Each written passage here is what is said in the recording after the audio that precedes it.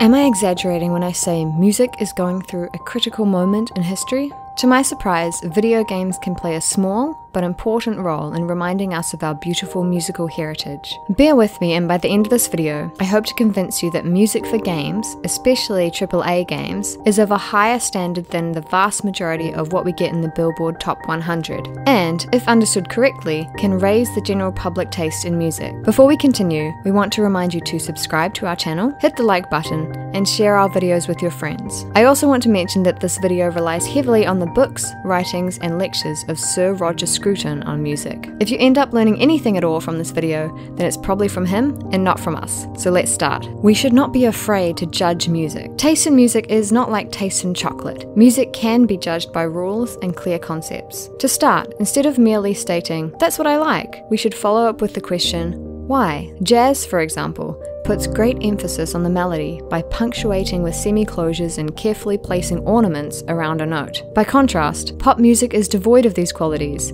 and is simply reduced to repeated notes and sounds kept together by the drum kit. Each hit by the drum goes like a nail into a coffin. In other words, the vast majority of music consumed today is cyclical in nature.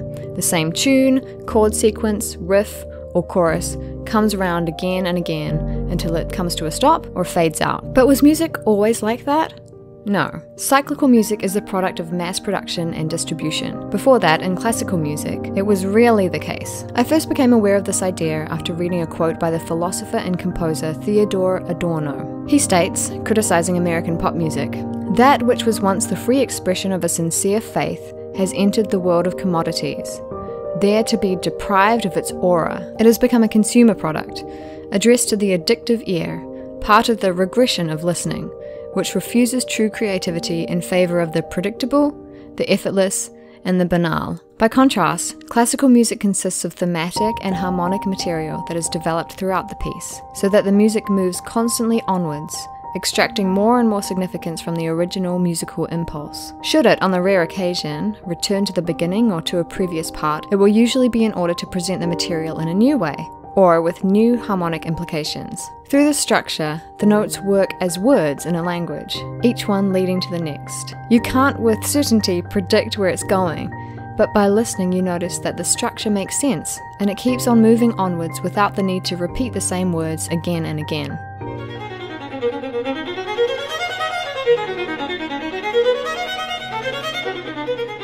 Musicologists and music theorists don't like to compare music to the syntax of language for reasons I agree with, but for our limited purpose here and to make a specific point, I think they will forgive me for making that comparison. The structure in classical music requires concentration and attention. For many people in modern times, this is precisely what detaches them from classical music, the lack of repeated structure that defines pop. The modern ear can only listen to music comfortably if it is sustained throughout by ostinato rhythms and sounds that help the listener keep on listening without paying attention. Doing all his other daily tasks, the noise in his ears merely background sounds. Compare that with a piece of music like Prince Igor by Borodin, a musical miracle that my love was established for when I first listened to it in Bioshock Burial at Sea, and later live at the Berlin Philharmonie.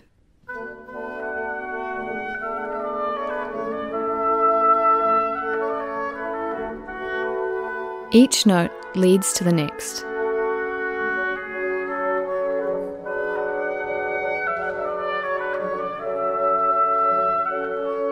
The other instruments come around the oboe, like ornaments around a beautiful column.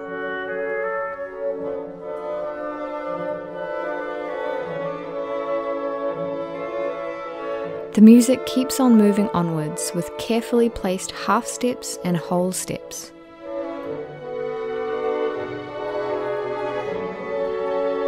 If the music comes back to previous parts, then it's only to present them in a new way with harmonic implications.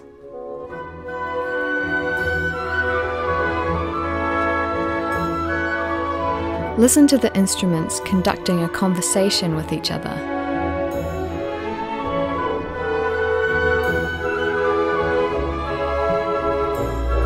Now compare that with what is now considered to be music. See, I reckon you're about an 8 or a 9. maybe even 9.5 in 4 beers time. Oh my gosh, how low the bar has now become to what can be categorized as music. Repeated notes, like hits of a hammer. Thing that's really annoying me. Each note does not have any relationship to the next, as long as they appear between two drum beats. Don't you just know it? Forget the lyrics, it's another tragedy of epic Don't proportions. touch me, it's not worth it. Don't touch me. Look, I'm alright, don't touch me. I know you'll say I've picked an easy target, but let's look at a big hit from one of the biggest names in the industry today, Lady Gaga. In her most famous song, Poker Face, have you noticed that she stays throughout the majority of the song on one note? I wanna hold them like they do in Texas, please. And once you notice that, think, is that how melodies are supposed to be composed? How different is that from Mr. Bean's performance at the 2012 London Olympic ceremony?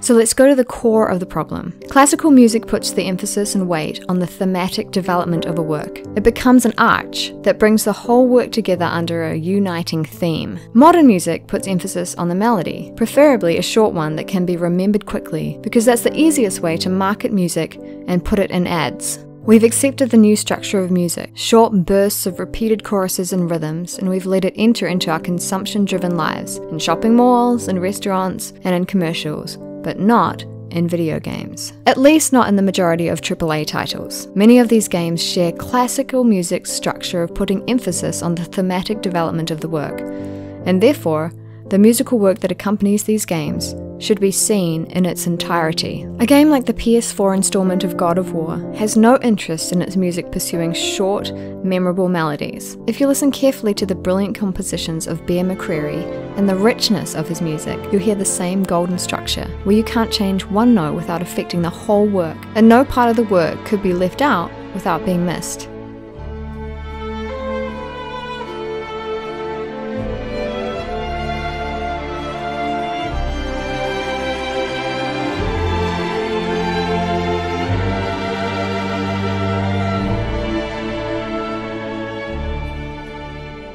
The development of the music is similar to the development of the characters it accompanies throughout the game's journey.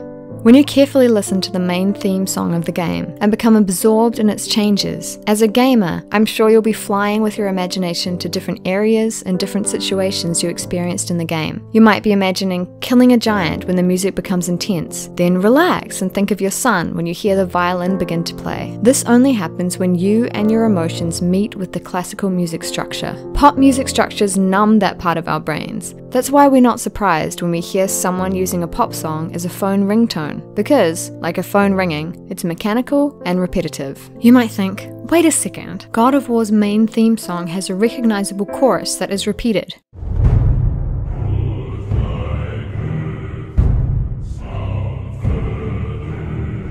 True, but like Borodin's Prince Igor, when the melody is visited again, new light is shed on it, as it is presented in a different way, extracting more and more meaning from the original impulse that started it. The second time visiting the same part of the work, we notice that the melodies are changed slightly, according to our established conception of where the upbeats end, where phrases begin, which new notes are intruders, and which are part of the original flow, and so on.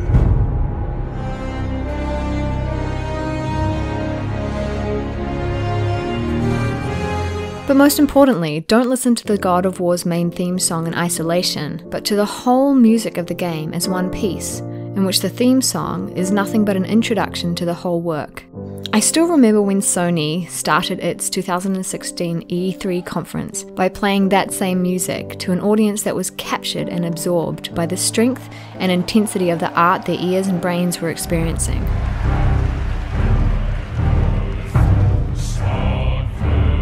Something I wish Nintendo had done with its Nintendo Direct videos. Zelda, Breath of the Wild, has some of the best music out there. The beauty of games like Zelda is that they make the player unconsciously understand why there's a need for a long structure in music, where the work comes together under one theme. This is the only structure that can fit those games like a hand in a glove. It can move in any direction the events of the game require, capturing the player's emotions from anger to sorrow and pain. The structure of the music provides the flexibility to move in any necessary direction, something completely missing from pop or jazz music. In jazz, Even when the soloist tries to break free from the foundations of the music, his short rebellious act is still surrounded by clear boundaries. He cannot on his own move the music in a different direction. I'll admit that I'll be the first to be charmed by Abdullah Ibrahim's Mannenberg and the brilliance of its soloist, but it doesn't come anywhere close to the freedom that classical music provides to its composer in deciding which direction the music can move forward to.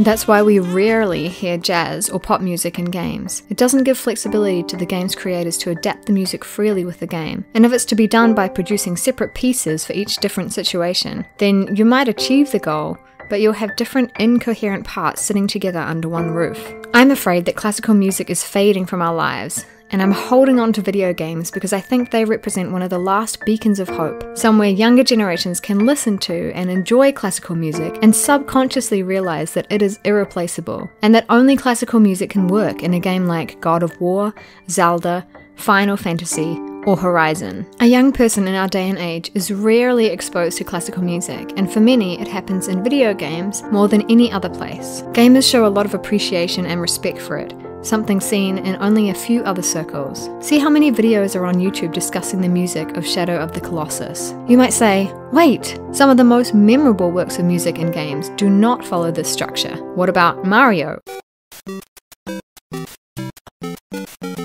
Or Sonic?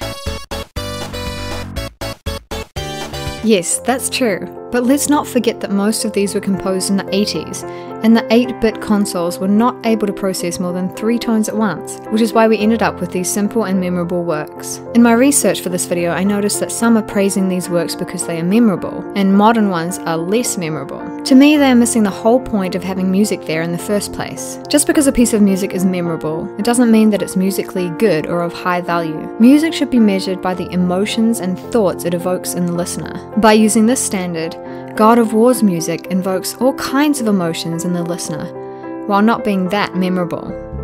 Rihanna, on the other hand, has a very memorable song called Work. Work, work, work, work, work, work. You send me heavy work, work, work, work, work, work. It fills the criteria of being memorable, but elicits no emotional response, merely adding to the noise pollution filling the ears of those in malls and restaurants. Until a couple of decades ago, some songs were simple in their structure and lyrics, but we didn't mind that, because they were at least evoking ideal, noble, and platonic values in us. So we didn't mind their naive melodies and lyrics.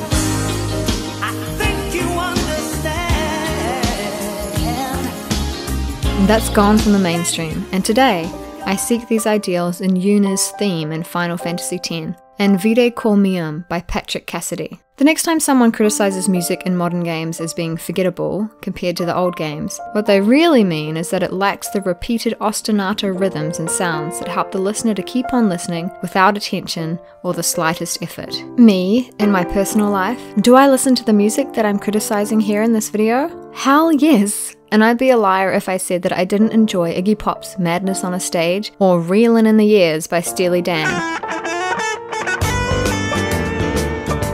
Do I expect any sophisticated thematic development in their music or in their lyrics? No. After all, Steely Dan named themselves after a sex toy in William Burroughs' book Naked Lunch. So, I'm not expecting anything they've composed to touch my core at an emotional level. Are you reeling in the years?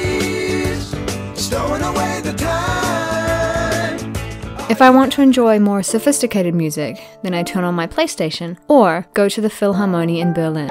I'm your host Elizabeth, and behind the computer screen is Hytham. We hope you've enjoyed the video. Don't forget that you can get early access to all of our upcoming videos through Patreon. We would like to thank the producers of the show on Patreon, especially Finn Campbell, Gamdan, Luffy, and Nur. Thanks for watching, friends, and see you soon.